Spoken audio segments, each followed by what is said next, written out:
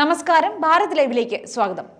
പാർത്ത, കുറേ കുട്ടിക്കുരങ്ങന്മാർ വീണ്ടും ചുടുചോറ് വാരാൻ കേരളത്തിൽ അങ്ങോളം ഇങ്ങോളം നടക്കുന്നുണ്ട്. ആരെയാണ് പറഞ്ഞതെന്ന് മനസ്സിലായോ? SFIക്കാർ. നമ്മൾ സാധാരണ യൂണിവേഴ്സിറ്റിയിൽ എന്തെങ്കിലും ഒരു ആവശ്യത്തിന് പോകണമെങ്കിൽ തന്നെ നമുക്ക് ഒരുപാട് പരിശോധനകൾ എല്ലാം വ്യക്തമാക്കണം. നമ്മൾ എന്തിനാണ് അവിടെ വന്നതെന്ന് പറഞ്ഞിട്ട് വേണം കയറാൻ. ആ യൂണിവേഴ്സിറ്റിയിൽ ഈ വിദ്യാർത്ഥി സംഘടനയിൽ SFIക്കാർ ഇടിച്ചു കയറി വൻ അതിക്രമമാണ് കാണിക്കുന്നത്. അപ്പോൾ പോലീസ് നിൽക്കുന്നത് കണ്ട് ആരോ പറഞ്ഞു, നിങ്ങൾക്ക് സ്വിച്ച് ഇട്ടാൽ മാത്രമേ നിങ്ങൾ അനങ്ങാവൂ എന്ന മട്ടിൽ കേരള പോലീസ് കൈകൾ കെട്ടി നിൽക്കുകയാണ്. ഇത് ചിലപ്പോൾ നമ്മുടെ റാവട ചന്ദ്രശേഖരൻ ഈ കൂത്തുപറമ്പ് ആവർത്തിക്കുമെന്ന് അറിയാൻ വേണ്ടിയിട്ടുള്ള ടെസ്റ്റ് ഡോസ് ആണോ അതോ മറ്റെന്തെങ്കിലും ആയിരിക്കും. അതായത് ഒന്നുകൂടെ ആർഷോ കുറേ അലച്ച് തകർത്തതാണ് ഇവിടെ. ഇപ്പം ആർഷയുടെ വിവരമില്ല. അലച്ച് തകർത്തു പറഞ്ഞാൽ വിവരക്കേടുകൾ വിളിച്ചു കൂവി ആർഷോ. അപ്പോൾ ആർഷയെ തോൽപ്പിക്കാൻ എന്ന ലക്ഷ്യത്തോടു കൂടി ആണെന്ന് തോന്നുന്നു പുതിയ SFI നേതാവ് PS സഞ്ജീവ് അല്ലേ? PS സഞ്ജീവ് വായിട്ടലയ്ക്കുന്നത് നമ്മൾ TV-കളിൽ കണ്ടായിരുന്നു. അല്ല, ഇത് കൂത്തുപറമ്പ് രക്തസാക്ഷി ആയി ബന്ധപ്പെട്ട് അല്ലെങ്കിൽ കൂത്തുപറമ്പ് സമരവുമായി ബന്ധപ്പെട്ട് ആ വെടിവെപ്പിന് നേതൃത്വം കൊടുത്ത റാവട ചന്ദ്രശേഖർ ഇന്ന് DGP ആയിരിക്കുന്ന സമയത്ത് തന്നെയാണ് ഇന്ന് കേരള യൂണിവേഴ്സിറ്റിയിലേക്ക് SFI മാർച്ച് നടത്തുന്നത് എന്നതാണ് ഒരു ചരിത്രം.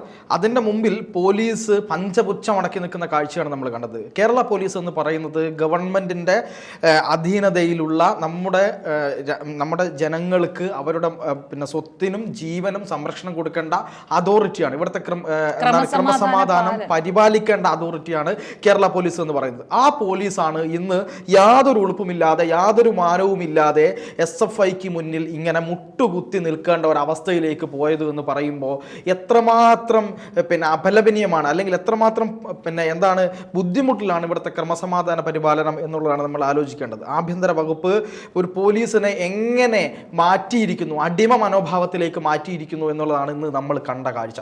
ഇവിടെ യഥാർത്ഥത്തിൽ എന്താ സംഭവിച്ചത്? ഇവിടെ SFIയുടെ സംസ്ഥാന പ്രസിഡന്റും അതുപോലെ തന്നെ SFI നേതാക്കന്മാരും വന്ന് പറയുന്നത് ക്യാമ്പസുകളെ കാവ്യവൽക്കരിക്കുന്നു, ക്യാമ്പസുകളിൽ ഇത്തരം പ്രശ്നങ്ങൾ ഉണ്ടാക്കിയിരിക്കുന്നു, ഇത് ഗവർണറും അതുപോലെ തന്നെ VC-യും വൈസ് ചാൻസലറും ഒക്കെ അങ്ങ് എവിടെ വെച്ചാൽ മതി, RSSന്റെ തെട്ടൂരത്തിൽ കൊണ്ടുപോയി വെച്ചാൽ മതി, ആ തെട്ടൂരം ഇവിടെ എടുക്കണ്ട എന്ന നിലയിലാണ് ഇവർ പറഞ്ഞുകൊണ്ടിരിക്കുന്നത്. ഇവിടെ യഥാർത്ഥത്തിൽ പ്രശ്നം ഉണ്ടാക്കിയത് ആരാ? പ്രശ്നമുണ്ടാക്കിയത് ഭാരതാംബ എന്ന് പറയുന്ന ഒരു വിവാദത്തിൽ ഗവർണറുടെ ഓഫീസിനകത്ത് നടക്കുന്ന കാര്യം, ഗവർണർ താമസിക്കുന്ന വീടിനകത്ത് നടക്കുന്ന കാര്യത്തെ വലിയ പ്രശ്നമുണ്ടാക്കി, വലിയ വിഷയമാക്കി, അതിൽ എങ്ങനെയെങ്കിലും ഒരു മൈനോറിറ്റി വോട്ട് നേടാൻ കഴിയുമോ എന്നുള്ളതിൻ്റെ പുറത്ത് ഭാരതാംബ എന്നൊരു വിവാദത്തെ ഉണ്ടാക്കി. അത് പതുക്കെ എന്ത് ചെയ്തു? കേരള യൂണിവേഴ്സിറ്റി ക്യാമ്പസിനകത്തേക്ക്, കേരള യൂണിവേഴ്സിറ്റിയിലെ ക്യാമ്പസിനകത്ത് ഭാരതാംബയുടെ ചിത്രം വെച്ചു. ആര്? ഈ സെനറ്റ് ഹാൾ വാടകയ്ക്ക് എടുത്ത് പരിപാടി നടത്തുന്ന ആളുകൾ അവിടെ ഭാരതാംബയുടെ ചിത്രം വെച്ചു എന്നുള്ളതാണ് ഇവരുടെ പരാതി. എന്നിട്ടോ കേരള ഹൈക്കോടതി ചോദിച്ചു, നിങ്ങൾ എന്ത് മതചിഹ്നമാണ് അവിടെ കണ്ടത്? ഭാരതാംബ എപ്പോഴാണ് മതചിഹ്നമായി മാറിയത് എന്നൊക്കെയുള്ള കൃത്യമായ ചോദ്യങ്ങൾ അവിടെ കോടതി ചോദിച്ചപ്പോഴും ഇവർക്ക് മറുപടി പറയാനുണ്ടായില്ല. നീതിദേവത എന്ന് പറയുന്ന സങ്കല്പമുണ്ട് കോടതിയിൽ. ആ നീതിദേവത ഇവരെന്താ കാണുക? ഇവർ മതചിഹ്നമായിട്ടാണോ കാണുക? സത്യമേവ ജയത എന്ന് പറയുന്ന കാര്യത്തെ ഇവർ മതചിഹ്നമാണ് എന്ന് പറഞ്ഞ് കൊണ്ടുപോയിട്ട് ബുദ്ധിമുട്ടുണ്ടാക്കുക. നാവികസേനയുടെ ആപ്തവാക്യം എന്താണ്? കരസേനയുടെ ആപ്തവാക്യം എന്താണ്? അതുപോലെ തന്നെ ഈ പറയുന്ന നമ്മുടെ INS വിക്രാന്ത് ഉൾപ്പെടെയുള്ള പല കപ്പലുകൾക്ക് പേരിടുമ്പോഴും അതൊക്കെ പല ദേവീദേവന്മാരുടെ പേര് കൊടുക്കാറുണ്ട്. ഇതിനെന്താണ് അവർ പറയുക? ഇങ്ങനെ എല്ലാ കാര്യങ്ങളിലും മതത്തെ കാണുക, അതുവഴി ഒരു പോളറൈസേഷൻ ഉണ്ടാക്കുക എന്നുള്ളതാണ് രാഷ്ട്രീയ നേട്ടം ഉണ്ടാക്കുക. ഇന്ത്യക്ക് കൃത്യമായിട്ടൊരു സംസ്കാരമുണ്ട്, ഒരു മൂല്യമുണ്ട്, ഒരു ബോധമുണ്ട്. അതിനൊക്കെ കൊണ്ടാണ് ഇന്ത്യയിൽ പല ഭരണഘടനാപരമായിട്ടുള്ള പല രീതികളിലും നമ്മൾ ഹൈന്ദവീയമായിട്ടുള്ള പേരുകൾ ഇടുന്നതും പരമായിട്ടുള്ള പേരിടുന്നതും ജൈനമതങ്ങളുടെ നിന്ന് കടമെടുത്ത പേരുകൾ ഇടുന്നതും ഇതൊക്കെ കടമെടുത്തുകൊണ്ടാണ് നമ്മുടെ ഭരണഘടന ഉണ്ടാക്കിയത്.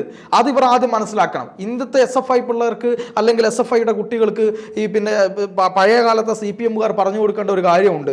അതായത് നിങ്ങൾ ആദ്യം ഇത് എങ്ങനെയൊക്കെയാണ് ഉണ്ടായതെന്നും ഭാരതത്തിൻ്റെ പാരമ്പര്യം എന്താണെന്നും അതങ്ങനെയൊന്നും ഈ നിരീശ്വരവാദത്തെ കൊണ്ടുപോയിട്ട് അല്ലെങ്കിൽ ഈ പറയുന്ന മതരഹിതമായ ഒരു കാഴ്ചപ്പാടിലേക്ക് കൊണ്ടുപോയി വെക്കാൻ കഴിയുന്നതല്ല എന്നും ആദ്യം ഇവർ മനസ്സിലാക്കണം. മതം എന്താ വലിയ തെറ്റാണോ? ഈ പറയുന്ന ആളുകൾക്കെല്ലാം മതപരമായ കാര്യങ്ങളില്ലേ? ഇനി നമ്മൾ കേരള സർവകലാശാലയിലേക്ക് വന്നാൽ ഇവിടെ ഭാരതാംബയുടെ ചിത്രമാണ് എന്ന് പറഞ്ഞുകൊണ്ട് VC-ക്കെതിരെ വലിയ സമരം പ്രഖ്യാപിക്കുന്നു. അതിൻ്റെ പുറത്ത് രജിസ്ട്രാർ കയറിയിട്ട് ഗവർണർ തടയാൻ ശ്രമിക്കുന്നു. ഗവർണർ ചാൻസലറാണ്. ഗവർണർ അദ്ദേഹത്തെ തടയാൻ എന്താണ് ഒരു രജിസ്ട്രാർക്ക് അനുമതി എന്നുള്ളതാണ് നമ്മൾ ആദ്യം ആലോചിക്കേണ്ടത്. അങ്ങനെ രജിസ്ട്രാർ VC-യെ ഗവർണറെ തടഞ്ഞപ്പോഴാണ് VC-ക്ക് നടപടി എടുക്കേണ്ടി വന്നത്. ആ നടപടിയെ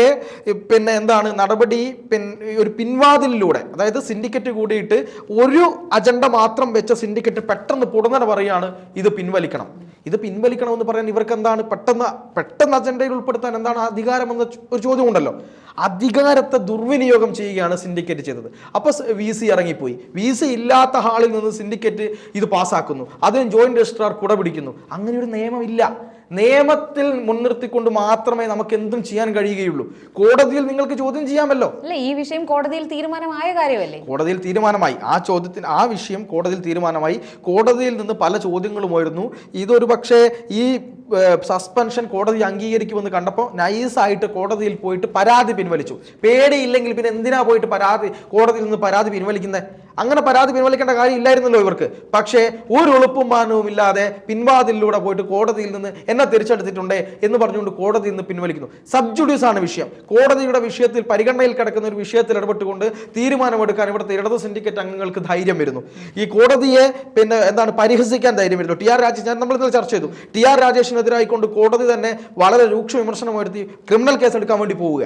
ഇപ്പോൾ ഇതാ SFI സർവകലാശാലയിലേക്ക് മാർച്ച് നടത്തുന്നു. അതിനകത്തേക്ക് കയറുന്നു. അതിനകത്ത് കയറിയിട്ട് ആ വലിയ വാതിൽ കമ്പിപ്പാര വെച്ച് കുത്തിപ്പൊളിച്ച് VCയുടെ റൂമിൽ കയറി ചില്ലുകൾ മൊത്തം അടിച്ച് തകർത്ത് കസേരകൾ നശിപ്പിച്ച് പൊതുമുതലാണ് ഇവർ നശിപ്പിക്കുന്നത്. ഈ പറയുന്ന SFIയുടെ സംസ്ഥാന പ്രസിഡന്റ് പറയുന്നുണ്ട്, ഗവർണർ കഴുത കാമം കരഞ്ഞു തീർക്കുന്നത് പോലെ ഇവിടെ വന്ന് കരഞ്ഞു തീർക്കുകയാണ് എന്ന് പറയുമ്പോൾ SFIയുടെ ആർക്കും സ്ത്രീധനം കിട്ടിയതല്ല ഈ കേരള യൂണിവേഴ്സിറ്റിക്കകത്തെ ഈ സാധനങ്ങൾ.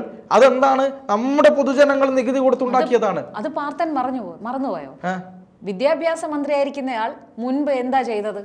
നിയമസഭയിൽ എന്താണ് കാണിച്ചത്? അത് കണ്ട് വളർന്നവരല്ലേ ഈ കുട്ടി സഖാക്കന്മാർ. അവരെന്താ ചെയ്യേണ്ടത്? അവരിതേ ചെയ്യുള്ളൂ. അത് പറയുമ്പോൾ ഞാനത് പറഞ്ഞതിന്റെ കാരണം എന്താണെന്നറിയോ? PS സഞ്ജീവ് പറയുന്ന ഒരു കാര്യമുണ്ട്. PS സഞ്ജീവ് പറയുന്നത് ഞങ്ങളെപ്പോലുള്ള ഇവിടെയുള്ള പാവപ്പെട്ടവരുടെ കുട്ടികൾ നികുതി കൊടുത്തുകൊണ്ടാണ് ഇവിടെ ഇത്തരത്തിലൊരു വിദ്യാഭ്യാസ സമ്പ്രദായം ഉണ്ടാക്കിയത് എന്നാണ്. PS സഞ്ജീവ് പറയുന്നത് പോലെ ഇവിടെയുള്ള എല്ലാ ആളുകളും നികുതി കൊടുത്ത് ഉണ്ടാക്കിയതാണ് കേരള സർവകലാശാലയിലെ ക്യാമ്പസ് കെട്ടിടം. അത് നശിപ്പിക്കാൻ, അത് അടിക്കാൻ, ആ VCയുടെ റൂം കുത്തിപ്പൊട്ടിക്കാൻ, കമ്പിപ്പാര പുറത്തുനിന്ന് കൊണ്ടുവന്ന് ആ വലിയ വാതിൽ കുത്തിപ്പൊള്ളിക്കാൻ ആരവകാശം കൊടുത്തത്? ഈ ശിവൻകുട്ടി ജനാധിപത്യത്തിന്റെ ശ്രീകോവിൽ എന്ന് പറയുന്ന നമ്മുടെ സെക്രട്ടേറിയറ്റിന്റെ മുകളിലൂടെ പലതും കാണുന്ന സ്ഥിതിയിലേക്ക് ഓടിക്കയറി അത് കുത്തി നശിപ്പിച്ച് നിയമസഭാ മന്ദിരത്തിനകത്ത് കുത്തിപ്പൊളിച്ച് ആ ശ്രീകോവിലിന്റെ മലീമസമാക്കി. എന്നിട്ട് ഞങ്ങളിത് ചെയ്തിട്ടില്ലേ എന്ന് ഒരു എളുപ്പമില്ലാതെ പറയുന്ന ഇവർക്ക് SFIക്ക് ഇതിങ്ങനെ ചെയ്യാൻ കഴിയും എന്നുള്ളതാണ്. പിന്നെ മറ്റൊരു കാര്യം PS സഞ്ജീവ് ചോദിച്ചത്, ഗവർണറായി RSSകാരെ കൊണ്ട് പ്രതിഷ്ഠിക്കാമെന്ന് കരുതിയോ എന്ന്. പിന്നെ BJP ഭരിക്കുന്ന ഇന്ത്യയിൽ പിന്നെ CPMന്റെ പോളിറ്റ് ബ്യൂറോ മെമ്പറിനെ കൊണ്ടുവന്ന് ഗവർണറാക്കുമെന്നാണ് ഈ SFI നേതാവ് വിചാരിച്ചു വെച്ചേക്കുന്നത്. സത്യമല്ലേ? കാര്യം കേന്ദ്രം ആരാ ഭരിക്കുന്നത്? CPMന് ജനങ്ങൾ അത്രമേലങ്ങ് ഇഷ്ടപ്പെട്ടിട്ടുണ്ടെങ്കിൽ ത്രിപുരയിൽ നിന്ന് മാഞ്ഞു പോവില്ലായിരുന്നു, ബംഗാളിൽ നിന്ന് മാഞ്ഞു പോവില്ലായിരുന്നു. ഇപ്പൊ കേരളത്തിൽ മാത്രം ഒതുങ്ങി. ഇന്ത്യ ഭരിക്കുന്ന പാർട്ടിയാണ് RSS. RSSക്കാരുടെ ഇടപെടാറില്ല BJP തീരുമാനിക്കുന്ന ആളുകളെ മാത്രമാണ് എവിടേക്ക് കൊണ്ടുപോകുള്ളൂ? ഈ പറയുന്ന സംസ്ഥാനങ്ങളിൽ ഗവർണറാക്കി വെക്കുകയുള്ളൂ. അത് കോൺഗ്രസ് ഭരിക്കുമ്പോഴും അങ്ങനെ തന്നെയാണ്. ഇതുവരെ അങ്ങനെ തന്നെയാണ് ഉണ്ടായിട്ടുള്ളത്. ഇങ്ങനെ ഒരു കാര്യം ചെയ്യാൻ ഇവർക്ക് അവസരം കിട്ടാത്തത് നമ്മുടെ കുറ്റമാണ്. അതെ, നിങ്ങളെ അംഗീകരിക്കുന്നെങ്കിൽ, നിങ്ങളെ രാജ്യം അംഗീകരിച്ചെങ്കിൽ നിങ്ങളെ പിടിച്ച് അവിടെ ഇരുത്തില്ലായിരുന്നോ? അവരെ പിടിച്ച് ഇവർ പറയുന്നുണ്ട് കേരളത്തിൽ ആരാണ്? കേരളത്തിൽ ഈ പറയുന്നത് പോലെ കേരളത്തിലെ ജനങ്ങൾ തിരസ്കരിച്ച പാർട്ടിയാണ് ഈ BJP എന്ന് പറയുന്നുണ്ട്.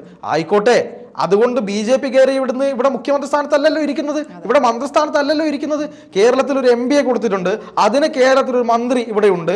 അതുപോലെ തന്നെ കേരളത്തിലേത് ഉൾപ്പെടെ രാജ്യത്തെ ജനങ്ങൾ കൊടുത്ത അധികാരം ഉപയോഗിച്ച് ഗവർണർമാരെ നിയമിച്ച് ആ ഗവർണർമാർക്കുള്ള അധികാരമാണ് അവർ വിനിയോഗിക്കുന്നത്.